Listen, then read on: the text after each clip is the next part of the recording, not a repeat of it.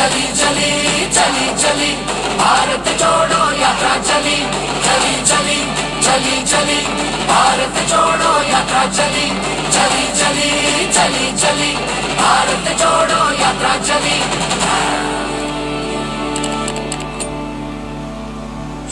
संक्षिप्त में मैं आपको बता दूं कि भारत जोड़ो यात्रा के माध्यम से हम हमारे समाज के सामने, हमारे देश के सामने, हमारे लोकतंत्र के सामने जो 3 बड़े खतरे दिखाई देते हैं, उसके खिलाफ कांग्रेस पार्टी अपनी आवाज़ उठा रही है। पहला खतरा है आर्थिक विषमताएं बढ़ रही हैं, महंगाई के कारण, बेरोजगारी के कारण, गलत जीएसटी के कारण, हम दो हमारे दो के कारण। तो आर्थिक विषमताएं बढ़ रही हैं राज्यों के बीच में, राज्य के अंदर गरीब और अमीर के बीच में, मध्य वर्ग दोनों तरफ से दबाया गया है। तो जो आर्थिक विषमताओं के कारण हमारे लोकतंत्र के लिए, हमारे अर्थव्यवस्था के लिए जो खतरा पैदा हुआ है मोदी सरकार की नीयत और मोदी सरकार की नीतियों के कारण, उसके खिलाफ राहुल जी और भारत जोड़ो यात्रा अपनी आवाज़ उठा रहे हैं। दूसरा खतरा जो है सामाजिक ध्रुवीकरण, धर्म के नाम पर, जाति के नाम पर, भाषा के नाम पर, प्रांत के नाम पर हमारी जो अनेकताएं हैं, अनेकताओं को दबाया जा रहा है।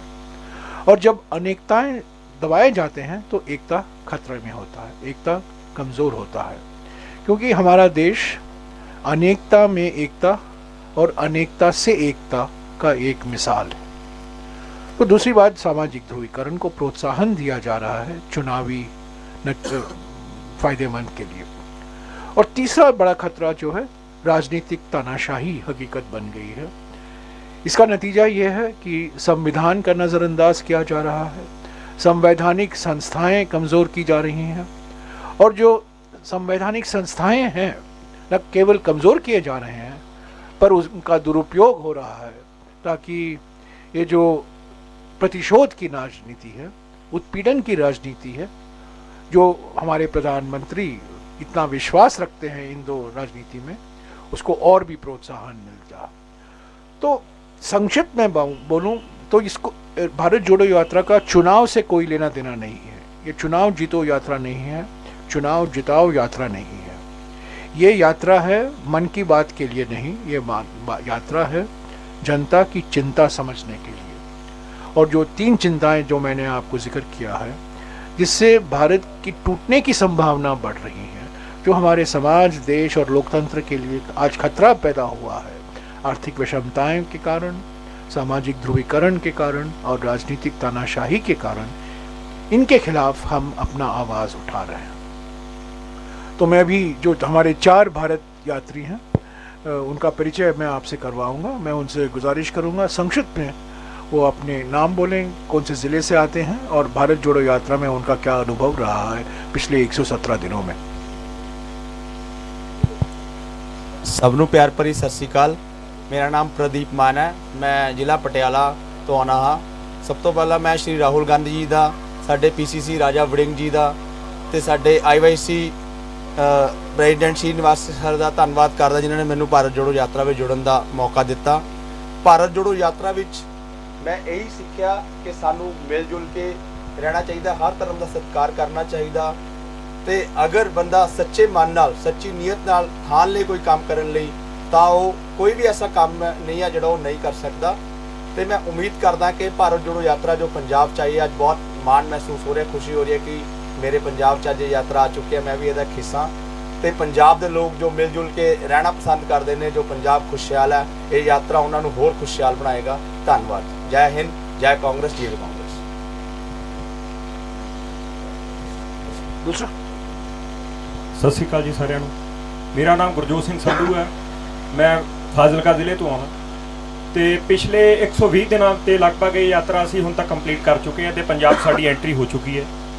ਤੇ ਇਸ ਯਾਤਰਾ ਦਾ ਜੋ ਮੋਟਿਵ ਹੈ ਵੀ ਜਿਸ ਤਰ੍ਹਾਂ ਸਾਡੇ ਦੇਸ਼ ਵਿੱਚ ਮਹਿੰਗਾਈ ਵੱਧ ਰਹੀ ਹੈ, ਬੇਰੁਜ਼ਗਾਰੀ ਵੱਧ ਰਹੀ ਹੈ, ਕ੍ਰਾਈਮ ਲਗਾਤਾਰ ਵੱਧਦਾ ਜਾ ਰਿਹਾ, ਐਮਪਲੋਇਮੈਂਟ ਨੂੰ ਲੈ ਕੇ, ਇੰਨੇ ਮੁੱਦਿਆਂ ਨੂੰ ਲੈ ਕੇ ਇਹ ਯਾਤਰਾ ਸਾਡੇ ਲੀਡਰ ਸ਼੍ਰੀ ਰਾਹੁਲ ਗਾਂਧੀ ਜੀ ਇਸ ਨੂੰ ਲੀਡ ਕਰਕੇ ਦੇਸ਼ ਦੇ ਵਿੱਚ लगातार 150 दिन ਚੱਲਣ ਦੀ ਜੋ ਉਹਨਾਂ ਨੇ ਗੱਲ ਰੱਖੀ ਹੈ, 3100 ਕਿਲੋਮੀਟਰ ਦਾ ਸਫ਼ਰ ਹੁਣ ਤੱਕ ਅਸੀਂ ਤੈਅ ਕਰ ਚੁੱਕੇ ਹਾਂ। ਤੇ ਜਿਸ ਤਰ੍ਹਾਂ ਲੋਕਾਂ ਦਾ ਹੰਗਾਰਾ ਸਾਨੂੰ ਮਿਲ ਰਿਹਾ ਹੈ, ਆਮ ਪਬਲਿਕ ਸਾਨੂੰ ਆ ਕੇ ਮਿਲ ਰਹੀ ਹੈ, ਆਪਣੀਆਂ ਦੁੱਖਾਂ ਤਕਲੀਫਾਂ ਨੂੰ ਸਾਡੇ ਨਾਲ ਸ਼ੇਅਰ ਕਰ ਰਹੇ ਹੈ, ਤਾਂ ਕਿਧਰੇ ਨਾ ਕਿਧਰੇ ਇਹ ਮਹਿਸੂਸ ਹੋ ਰਿਹਾ ਹੈ ਵੀ ਜਿਸ ਤਰ੍ਹਾਂ ਸਾਡੇ ਵਿੱਚ ਸਮਾਜ ਨੂੰ ਵੰਡ ਕੇ ਲੋਕਤੰਤਰ ਦੀ ਹੱਤਿਆ ਕਰਨ ਦੀ ਕੋਸ਼ਿਸ਼ ਕੀਤੀ ਜਾ ਰਹੀ ਹੈ, ਤਾਂ ਆਉਣ ਵਾਲੇ ਸਮੇਂ ਦੇ ਵਿੱਚ ਸਾਨੂੰ ਇਕਜੁੱਟ ਹੋ ਕੇ ਨਿਡਰਤਾ ਨਾਲ ਅੱਗੇ ਆਉਣਾ ਹੋਊਗਾ, ਤਾਂ ਜੋ ਅਸੀਂ ਆਪਣੇ ਸਮਾਜ ਨੂੰ ਬਚਾ ਸਕੀਏ, ਆਪਣੀ ਨੌਜਵਾਨੀ ਨੂੰ ਬਚਾ ਸਕੀਏ, ਆਪਣੇ ਦੇਸ਼ ਨੂੰ ਬਚਾ ਸਕੀਏ।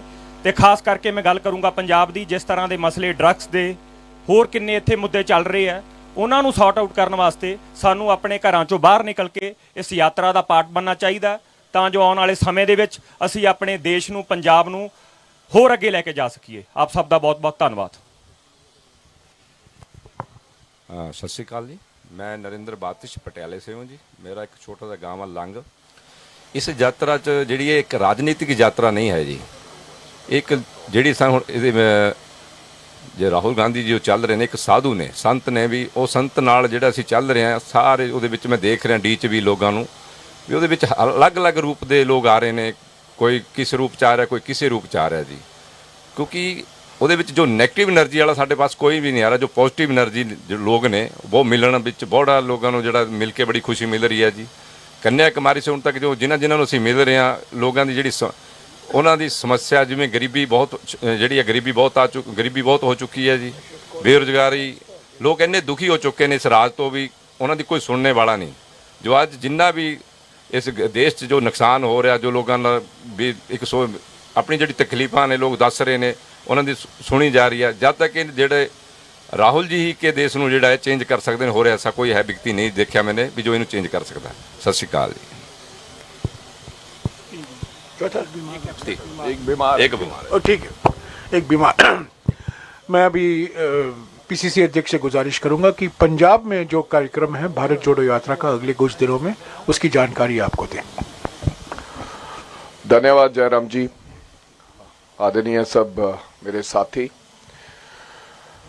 सब तो पहला तो अज असी राहुल गांधी जी का जिहड़ी शुरुआत है वो सरहंद तो जानी कि फतेहगढ़ साहब तो नकमस्तक होके उस जगह ते जिथे छोटे साहबजादियां ने आपदी कौम दे पिछे शहादत दिती, ना केवल शहादत दिती, सानू एक सूरमा बनाउण दा काम कीता। सो मैं समझदा कि उस धरती तो ये यात्रा शुरू हुई है जिथे अपने आप दे विच जिहड़ा व्यक्ति चला जांदा है जां नकमस्तक हो जांदा, वो एक नवीं शक्ति ते नवीं प्रेरणा लैके उत्थों आउंदा है। सो कल भी, हालांकि अज एक गल मैं तुहानूं दसना चाहुंदा कि बतौर कांग्रेस पार्टी का प्रधान जे कई बारी सलाह मशवरा लिया जाता है तो असीं ये कह दिंदे कि गुरुद्वारा साहब जदों फतेहगढ़ साहब तो यात्रा शुरू होनी सी ते शायद अमृतसर साहिब अगर कोई होर व्यक्ति हुंदा तो वो कहता कि यात्रा उत्थे जा ही नहीं रही, तो जलंधर तो चले जाना, क्योंकि गुरुद्वारा साहब ये बहुत वड्डी शहादत है जिथे सारा पंजाब ते सारी दुनिया इस जगह नूं मनदी है। लेकिन राहुल गांधी जी ने कल विशेष तौर पर यह कहा कि नहीं, मैं सब तो पहला श्री हरमंदर साहब जाके मत्था टेक के फिर नकमस्तक होके इत्थे आवांगा, यात्रा स्टार्ट करांगा। सो बहुत वड्डी यह प्रेरणा है साडे वास्ते। ते अज रोजा शरीफ भी जाके आए और रास्ते विच लोगों ने भरमा स्वागत किया। अज हुण 13-14 किलोमीटर का सफ़र तय करके अज असीं इत्थे हुण प्रैस कॉन्फ्रेंस कर रहे हैं। तकरीबन 3 बजे लगभग ये यात्रा दोबारे स्टार्ट होएगी और जिहड़ा अंतिम साडा पड़ाव होएगा वो खन्ना विखे होएगा। अगले दिन फिर दोबारा ये यात्रा 12 तरीक को शुरू होएगी। 12 तरीक ये यात्रा लगातार जिथों असीं स्टार्ट करांगे 24.5 किलोमीटर है, यानी कि साडा अखीरला पड़ाव असीं लंच नहीं करांगे दूसरे दिन, यानी कि 12 तरीक को कोई लंच ब्रेक नहीं है। 24 किलोमीटर 5 पॉइंट लगातार यात्री ते यात्रा चलेगी। 13 समापन, यानी कि एक पब्लिक मीटिंग को एड्रैस करदे होया समराला चौक विखे ਉੱਥੇ ਰਾਹੁਲ ਗਾਂਧੀ ਜੀ ਜਿਹੜੇ ਲੋਕ ਯਾਤਰੀ ਚੱਲਣਗੇ ਤੇ ਸਮਰਾਲਾ ਚੌਂਕ ਦੇ ਵਿੱਚ ਆਪਦਾ ਸੰਬੋਧਨ ਕਰਦੇ ਯਾਤਰਾ ਦਾ ਸਮਾਪਨ ਹੋਊਗਾ। 13 ਤਰੀਕ ਛੁੱਟੀ ਹੈ ਜੀ, ਲੋਹੜੀ ਵਾਲਾ ਤਿਉਹਾਰ ਹੈ। ਰਾਹੁਲ ਗਾਂਧੀ ਜੀ ਵਾਕ ਕਰਨਾ ਚਾਹੁੰਦੇ ਸੀ, ਲੇਕਿਨ ਅਸੀਂ ਸਭ ਨੇ ਰਿਕੁਐਸਟ ਕੀਤੀ ਕਿ ਹਰ ਵਿਅਕਤੀ ਪੰਜਾਬ ਦੇ ਵਿੱਚ ਲੋਹੜੀ ਧੂਮਧਾਮ ਦੇ ਨਾਲ, ਤੇ ਉਹਨਾਂ ਨੇ ਸਾਰਿਆਂ ਦੀਆਂ ਭਾਵਨਾਵਾਂ ਸਮਝਦੇ ਹੋਏ 13 ਤਰੀਕ ਦੀ ਛੁੱਟੀ ਹੈ। 13 ਤਰੀਕ ਨੂੰ ਯਾਤਰਾ ਨਹੀਂ ਹੋਏਗੀ, ਲੇਕਿਨ ਭਾਰਤ ਜੋੜੋ ਯਾਤਰੀ ਹੈ ਜਿਹੜੇ ਸਾਰੇ, ਉਹ ਲਾਡੋਵਾਲਾ ਚੌਂਕ 'ਚ ਟੋਲ ਵਿਖੇ ਉੱਥੇ ਸਾਰੇ ਰਹਿਣਗੇ, 12 ਨੂੰ ਵੀ ਔਰ 13 ਨੂੰ ਵੀ।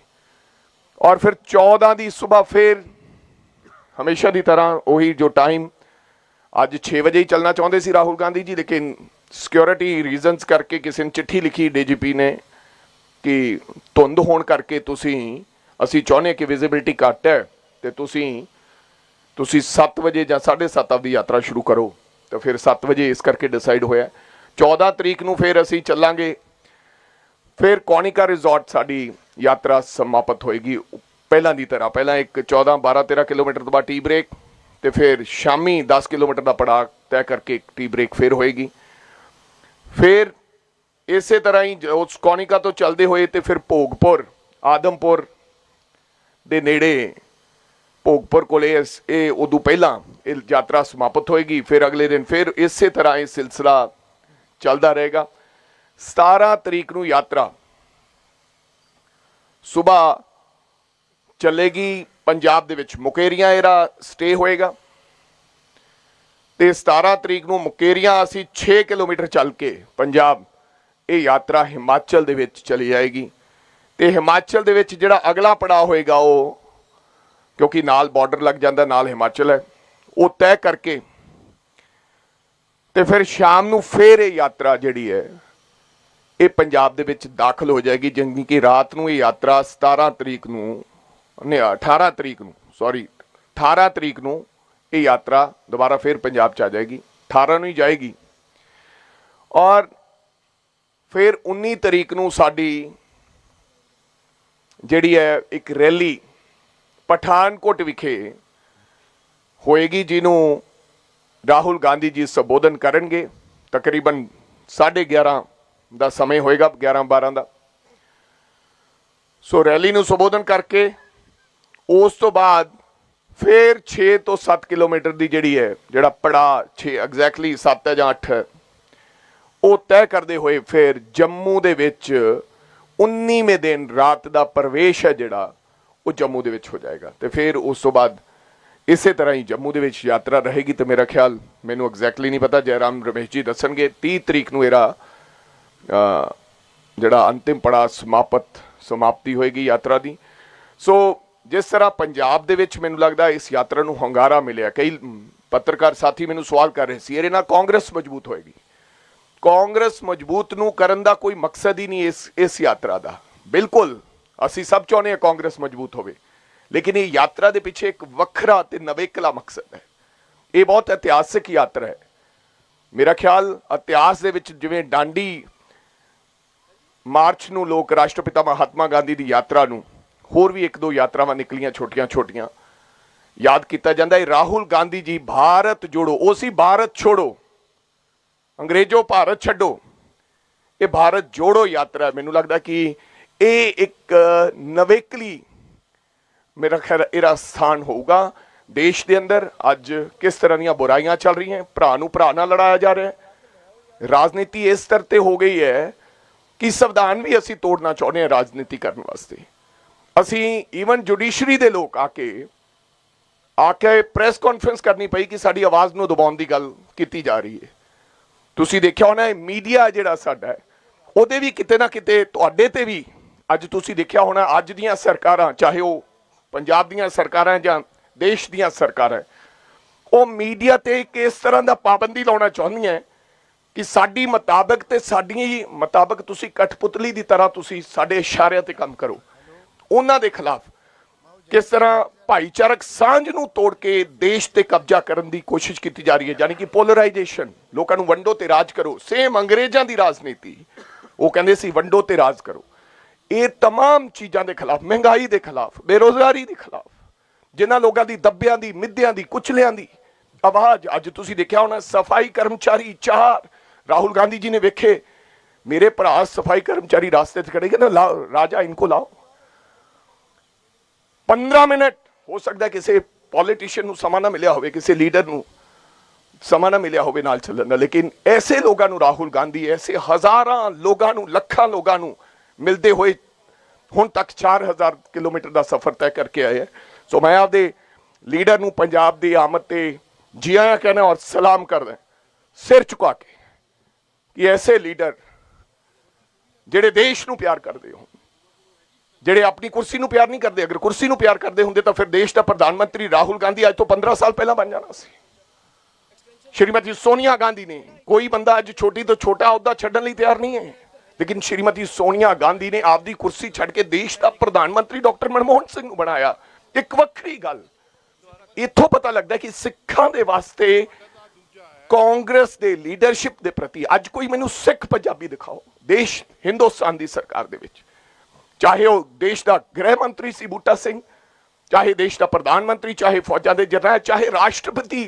आज लोग आम आदमी की गल करते हैं कि आम आदमी को आगे लाना चाहिए। एक साइकिल ते चलण वाले व्यक्ति नूं जिहड़ा पाठ करया करदा सी देश का राष्ट्रपति बनाया कांग्रेस पार्टी ने। मुनटेक सिंह आलूवालिया सरदार अज कनेडा की सरकार दे विच सरदार है, सानू इस गल की शर्म है। लेकिन गांधी परिवार ने और कांग्रेस ने, गांधी परिवार ने, मैं बार बार कह रहा गांधी परिवार ने हमेशा पंजाबियों नूं, अज तुसीं देखिया होना अज भी पग, तुहानूं लगदा है कि ये राहुल गांधी जी ने पग जिहड़ी बन्नी है राजा वड़िंग के कहने ते बन्नी है, या बाजवा साहब के कहने ते बन्नी है? नहीं। या रंधावा साहब के कहने ते बन्नी है? नहीं। ही फील लाइक, इच्छा है कि यार मैं टर्बन बांध लूं। असीं आख्या सर थोड़ी इच्छा होनी चाहिए। सो ये भावना है पंजाब के प्रति, वक्री किस्म की भावना है। अज मैनूं राह च चाह सीगी, कहंदे राहुल गांधी जी वैसे क्योंकि उन्हों का जोड़ा बनाने वाला रोटी टोको नाल हुंदा है, लेकिन अज उत्थे तंदूरी परौंठे खाधे, सिमरन ढाबे वाले नूं सद्दिया, वो जिहड़ा सिमरन ढाबे वाले ने उत्थे बंदा भेजिया जिहड़ा तुसीं राजपुरा चौंक ते वेखिआ, वो कहंदे कदे नहीं खाधे। इन्नी मतलब कि उन्हां दे मन च भावना प्रति पंजाब दे, मतलब कि मैं समझदा कि मैं धन्नवादी हां साडे लीडर दा, और मैनूं पंजाब दे लोकां ते बड़ा माण है। कुछ लोग इहो जिहियां गल्लां करदे सी राहुल गांधी पंजाब आ रहा है, राहुल गांधी नूं रोको, राहुल गांधी नूं फलां करो, पर मैनूं पंजाबियां ते बड़ा माण है।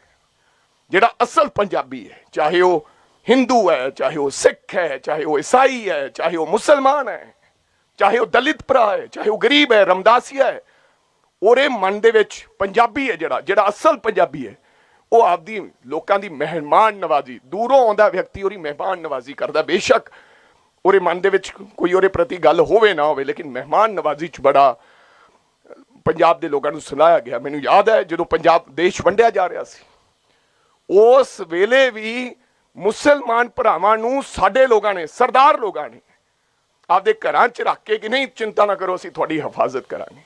सो अज दा जिहड़ा भरवां स्वागत है, मैं समूह पंजाब के लोगों का, पंजाबियों का, तमाम धर्मां के लोगों का, तमाम खित्तियां के लोगों का जो स्वागत किया है, मैं सिर चुका के पूरे पंजाब के लोगों को धन्यवाद करदा है और आस करदा है कि आने वाले 7 दिन बेमिसाल पूरे, मैं तो नहीं कह सकता कि पूरे देश, हर प्रदेश के विच एक वक्री किस्म का जज्बा ते जोश वेखण नूं मिलिया। मैं भी 5 जगह ते जाके आया, वखरा किस्म का जज्बा।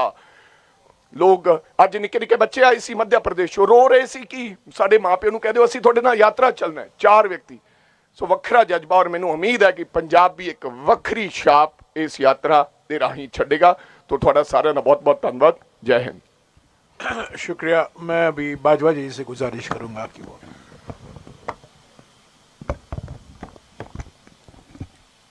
बहुत ही मशहूर मैं जयराम जी का, सारे इत्थे बैठे हुए साथियों का।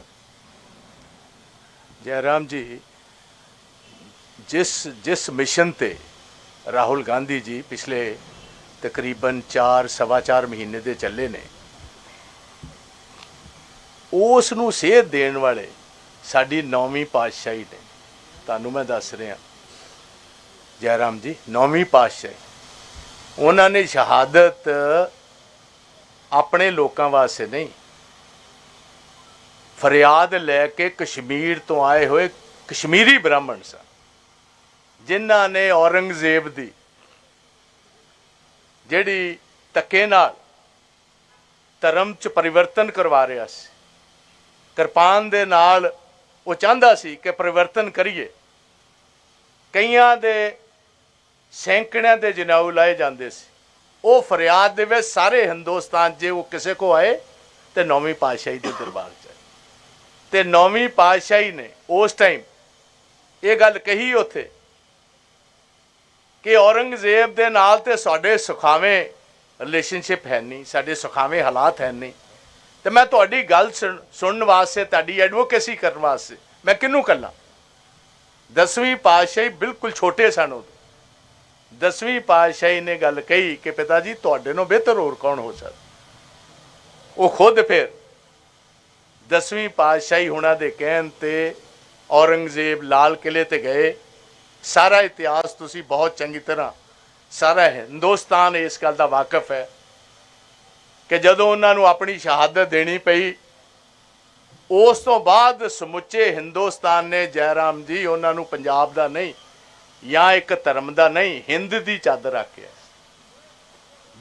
ਜਿਹੜਾ ਸੰਦੇਸ਼ ਲੈ ਕੇ ਅੱਜ ਰਾਹੁਲ ਗਾਂਧੀ ਜੀ ਦੇਸ਼ ਨੂੰ ਜੋੜਨਾ ਚਾਹੁੰਦੇ ਨੇ, ਕੌਮਾਂ ਨੂੰ ਜੋੜਨਾ ਚਾਹੁੰਦੇ ਨੇ, ਫਿਰਕਿਆਂ ਨੂੰ ਜੋੜਨਾ ਚਾਹੁੰਦੇ ਨੇ, ਗਰੀਬ ਨੂੰ ਜ਼ੁਬਾਨ ਦੇਣਾ ਚਾਹੁੰਦੇ ਨੇ, ਇਹ ਹਮੇਸ਼ਾ ਪੰਜਾਬ ਨੇ ਦਿੱਤੀ।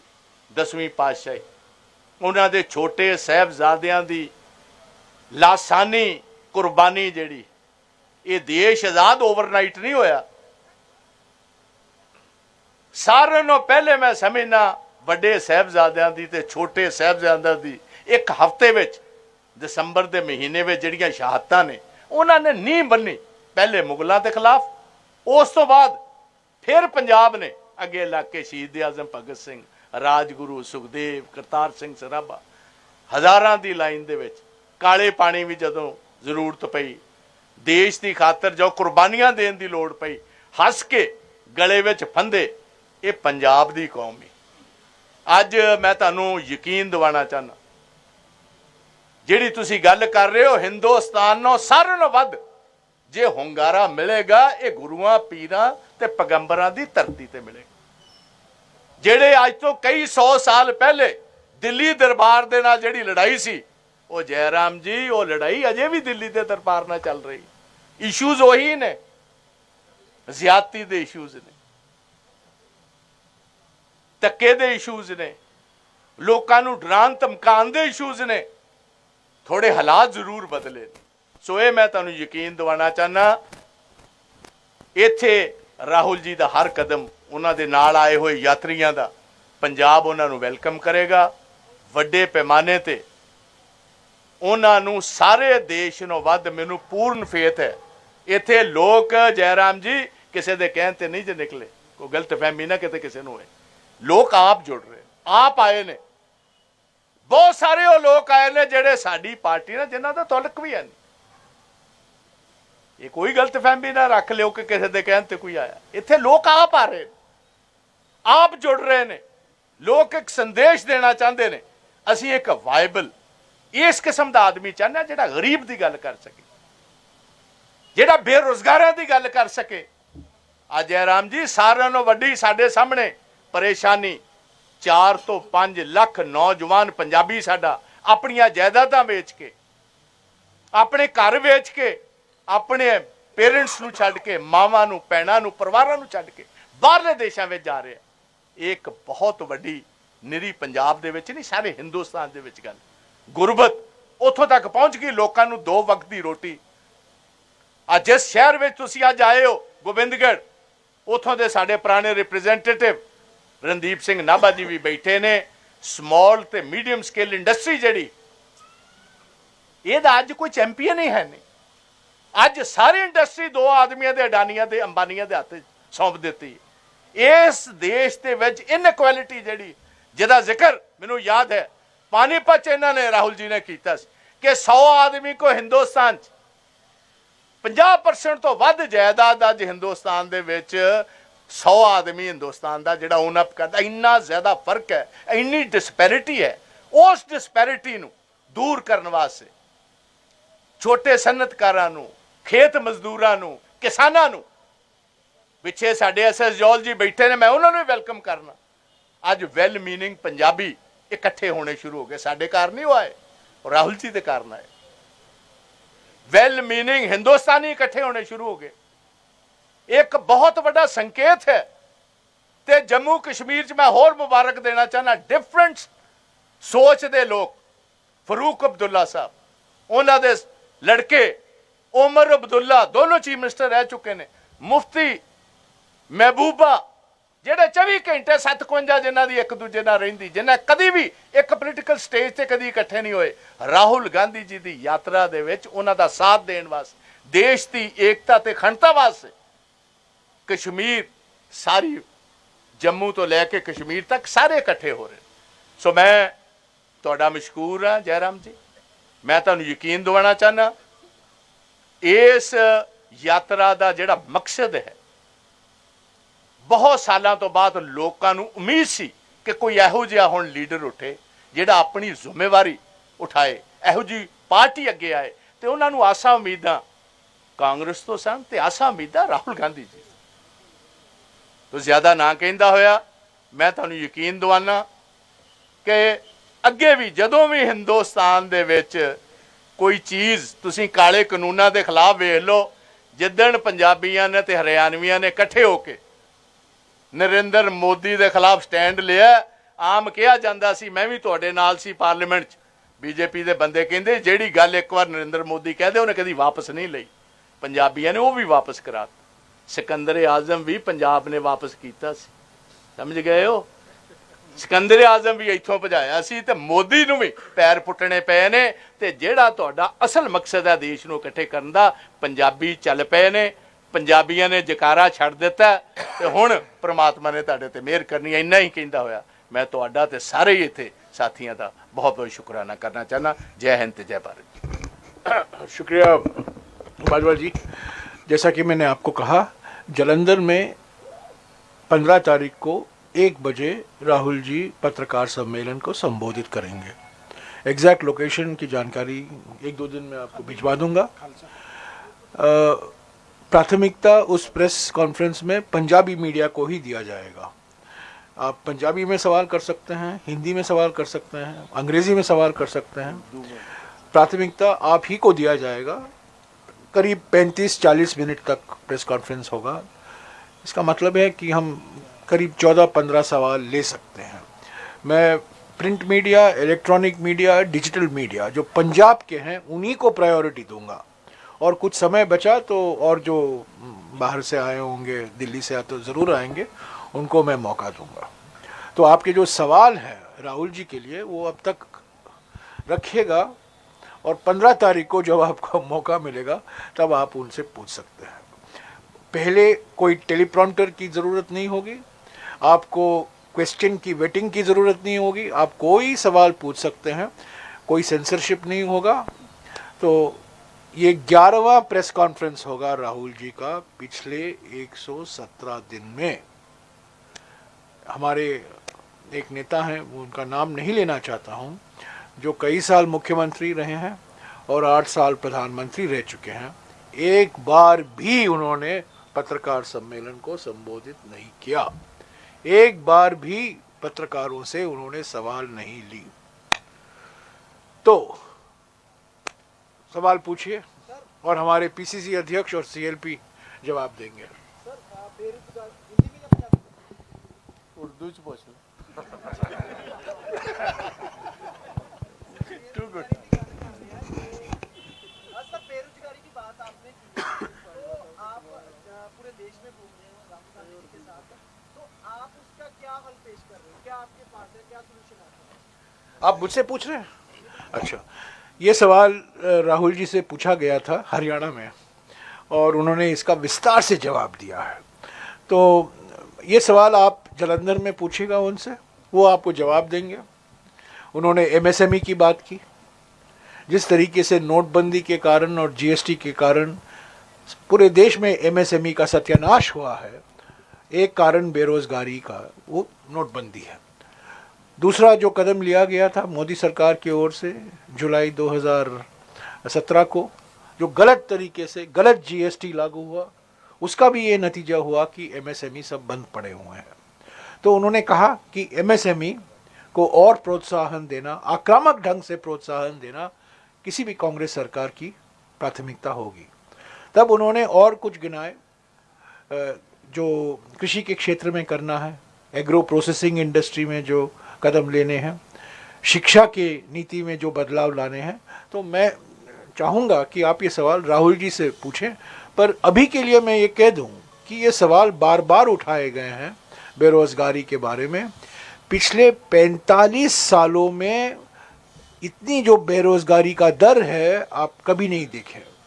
45 सालों में सबसे ऊंचा बेरोजगारी का दर है आज। मेरा एक सवाल है सर, आपकी 30 तारीख को राहुल गांधी जी की जो यात्रा समाप्त हो जाएगी, तो इसके बाद पार्टी में राहुल गांधी जी की आगे की क्या भूमिका रहेगी? वो आप राहुल गांधी जी से पूछिए ना। सर पार्टी की वजह से मैं आपसे नहीं, आप राहुल गांधी जी से पूछिए। तो राहुल गांधी ने तो और राहुल गांधी से पूछिए, आप 15 तारीख को पूछिए कि 30 तारीख के बाद आप क्या करेंगे। 30 तारीख के बाद वो संसद में बैठेंगे, बजट का सेशन चलता रहेगा। तो ये सब सवाल 30 तारीख के बाद पूछिए और राहुल जी से पूछिए। हाँ जी, हाँ जी, हाँ जी, 1 मिनट हो गया।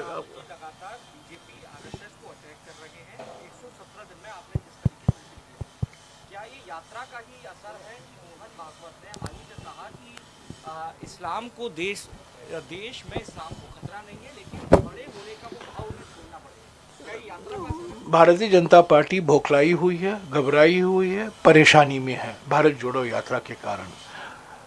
मोहन भागवत जी मुस्लिम बुद्धिजीवियों के साथ मुलाकात की। नितिन गडकरी ने बेरोजगारी, गरीबी और आर्थिक विषमताओं के बारे में बात की। बाबा रामदेव ने राहुल जी की प्रशंसा की। जेपी नड्डा दरगाह गए। ये सब भारत जोड़ो यात्रा का असर है।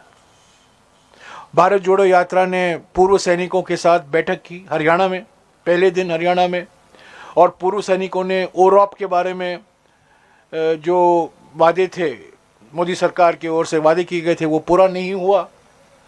1 रैंक 1 पेंशन का 2 दिन बाद राजनाथ सिंह घोषणा करते हैं कि ये सारा एरियर्स 31 मार्च तक क्लियर किया जाएगा। 24,000। ये भारत जोड़ो यात्रा का असर है। तो मैं ऐसी कई मिसाल दे सकता हूं। पिछले 117 दिन में जो घोषणाएं की गई हैं केंद्र सरकार की ओर से, डायरेक्टली भारत जोड़ो यात्रा के कारण ही है। और इसका बहुत गहरा असर हुआ है हमारे राजनीति में। हमारे राजनीति के लिए भारत जोड़ो यात्रा एक परिवर्तनकारी क्षण है। कांग्रेस पार्टी के लिए, जैसा कि मैंने युवा साथी ने कहा है, हमारे लिए तो संजीवनी है।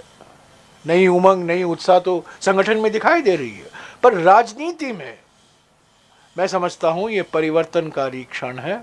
और ये आप देख रहे हैं मोदी सरकार की घोषणाओं में देख रहे हैं, आरएसएस की भाषा में आप देख रहे हैं। तो ये सब ये हम जानते हैं कि ये होने वाला है। हाँ जी, एक एक करके राहुल गांधी भारत जोड़ो यात्रा कर रहे हैं। वहीं अगर बात करें बीजेपी की, तो बीजेपी माना जाता है कि डिविसिव पॉलिटिक्स करती है। तो आपको 2024 में क्या तस्वीर नजर आती है कि इसको काउंटर करने के लिए बीजेपी क्या कर सकती है? अमित शाह की स्टेटमेंट अगर देखें, राहुल बाबा और राम मंदिर, तो आपको ये तस्वीर क्या नजर आती है कि किस हद तक बीजेपी? आप राहुल जी से सवाल पूछिए, पर मैं अब तक आज ये कहूँगा कि भारत जोड़ो यात्रा ये चुनावी राजनीति के लिए नहीं निकाला गया है। ये विचारधारा के लिए, ये विचारधाराओं को जो मुकाबला है, विचारधाराओं के बीच में जो टक्कर है, उसके लिए निकाला गया है। चुनाव में क्या होगा, इसका असर बीजेपी क्या करेगी, मैं उस पर हम क्या कह सकते हैं। हम अपना धर्म निभा रहे हैं। हमारा धर्म है आर्थिक विषमताएं, सामाजिक ध्रुवीकरण और राजनीतिक तानाशाही से जो खतरा है वो जनता तक हमें पहुंचाना है। उसका क्या चुनाव पर नतीजा होगा, हम कैसे करेंगे चुनाव में, हम नहीं कह सकते हैं। बीजेपी की क्या रणनीति होगी मैं नहीं कह सकता, पर मैं एक चीज़ मैं ज़रूर कह सकता हूँ, बीजेपी के पास चुनाव जीतने के लिए एक ही रणनीति है और वो है ध्रुवीकरण। पोलराइजेशन के अलावा और कुछ नहीं जानती चुनाव जीतने के लिए। चुनाव जीतने के लिए धर्म के नाम पर, भाषा के नाम पर, जाति के नाम पर, प्रांत के नाम पर कुछ भी तरीका अपनाएगी ताकि समाज को बांटे, क्योंकि उनका बिल्कुल सिद्धांत है समाज को बांटना। बीजेपी यूनिफॉर्मिटी चाहती है, कांग्रेस यूनिटी चाहती है, यही फर्क है। सर, आपने यूनिटी की बात की। भारत जोड़ो यात्रा इज नॉट बीन ऑपोजिशन जोड़ो यात्रा। हालांकि अलग अलग व्यूज आए हैं। शरद पवार ने एक ऑप्टिमिज्म दिखाया है कांग्रेस पार्टी एंड राहुल गांधी के बारे में। अब जैसे ये बोले थे कि महबूबा मुफ्ती आई हैं, फारूक अब्दुल्ला आए हैं, लेकिन जहाँ पे अगर आप पंजाब जैसी पार्टीज की बात करें, आम आदमी पार्टी नहीं आ रही है, टीएमसी नहीं है, Akali Dal has hit out and said कि भाई कांग्रेस ने तो 1984 का है, they have breaked up issues. How do you see divided opposition will take on Narendra Modi in 2024? Madam, हमारे कांग्रेस अध्यक्ष मल्लिकार्जुन खड़गे जी ने विपक्ष पार्टियों को एक खत लिखा है, उनको निमंत्रण दिया है 30 तारीख को आप श्रीनगर आइए। श्रीनगर में एक मीटिंग हम करेंगे लाइक माइंडेड पार्टीज की, क्योंकि ये 30 जनवरी को हम श्रीनगर में हैं और 30 जनवरी सब लोग जानते हैं 75वां वर्षगांठ है, 75th एनिवर्सरी शहादत महात्मा गांधी जी की, और ये भारत जोड़ो यात्रा उन्हीं के मेमोरी में डेडिकेट किया गया है। तो इसीलिए खड़गे जी ने सभी नेताओं को, लाइक माइंडेड पार्टीज के नेताओं को खत लिखा है परसों कि आप आइए और हम बातचीत करेंगे अगला कदम क्या लेना है। पर अकाली दल को हमने आमंत्रण नहीं भेजा है क्योंकि उनसे हमारी विचारधारा नहीं मिलती है। लाइक माइंडेड पार्टीज को हम आमंत्रण कर रहे हैं और वो शामिल हो रहे हैं 99%। Akali Dal like minded party नहीं है। जयराम रमेश जी, ईडी दोबारा से रेड करती है कुकर ब्लास्ट में बेंगलुरु में कांग्रेस के जो नेता उनके ऑफिस पे, और क्या यही तो मैंने आपको कहा, राजनीतिक तानाशाही का मिसाल क्या है कि प्रतिशोध की राजनीति, उत्पीड़न की राजनीति के लिए ईडी, सीबीआई, इनकम टैक्स का दुरुपयोग हो रहा है। तो आपको लगता है कुकर ब्लास्ट केस में दुरुपयोग हो? इसीलिए किसी ने पार्लियामेंट में कहा था मोदी सरकार के दो भाई ईडी और सीबीआई। क्या बात है। चलिए हमें निकलना है अभी देखिए, सुनिए, आज अभी दोपहर को राहुल जी यहीं पूर्व सैनिकों से मिल रहे हैं और उसके पहले इसको सैनिटाइज करने की जरूरत पड़ेगी, तो हमें खत्म करना है। डेली प्रेस कॉन्फ्रेंस होया करूं।